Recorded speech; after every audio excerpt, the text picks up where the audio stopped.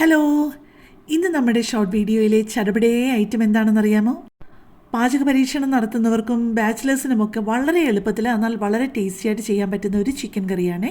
കഴുകി വൃത്തിയാക്കിയ chicken പീസസിൽ 1 teaspoon ലെവലായിട്ട് ഉപ്പുപൊടിയും 1/2 teaspoon മഞ്ഞൾപ്പൊടിയും നന്നായിട്ട് പുരട്ടി അരമണിക്കൂർ റെസ്റ്റ് ചെയ്യാൻ വെക്കണേ. പിന്നെ 4 സവാളയുള്ളി കനം കുറച്ചരിഞ്ഞ് ഈ ഒരു പരുവം വരെ ഉള്ളി മൂത്ത് കഴിയുമ്പോഴേക്കും 3/4 ടേബിൾ സ്പൂൺ ഇഞ്ചി ചതച്ചതും 3/4 ടേബിൾ സ്പൂൺ വെളുത്തുള്ളി ചതച്ചതും അതിനകത്തൊട്ടിട്ട് പച്ചമണം മാറുന്നത് വരെ നന്നായിട്ടൊന്ന് വഴറ്റി കൊടുക്കണേ.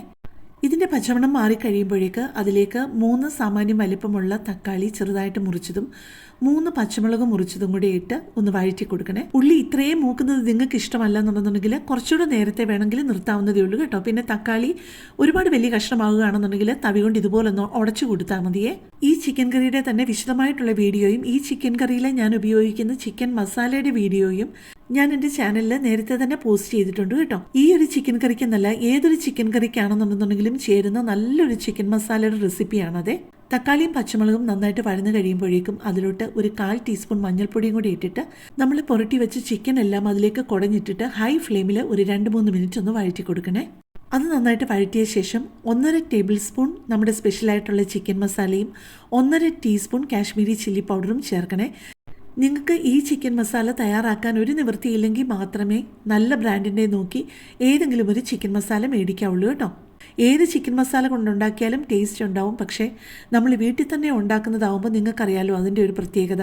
കറക്റ്റ് ചേരുവകൾ ചേർത്ത് കറക്റ്റ് അളവിൽ ചേർക്കുമ്പോൾ അതിൻ്റേതായിട്ടുള്ള ഒരു ടേസ്റ്റ് വേറെ തന്നെയാണ്.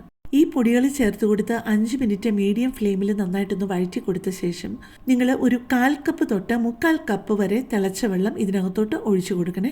നിങ്ങൾക്ക് ചാറ് കൂടുതൽ വേണമെന്നുണ്ടെന്നുണ്ടെങ്കിൽ കുറച്ചുകൂടി വെള്ളമായാലും കുഴപ്പമില്ല. പക്ഷേ അപ്പോൾ നമ്മളുടെ ഗ്രേവിക്ക് അത്രത്തോളം ടേസ്റ്റ് കാണത്തില്ല.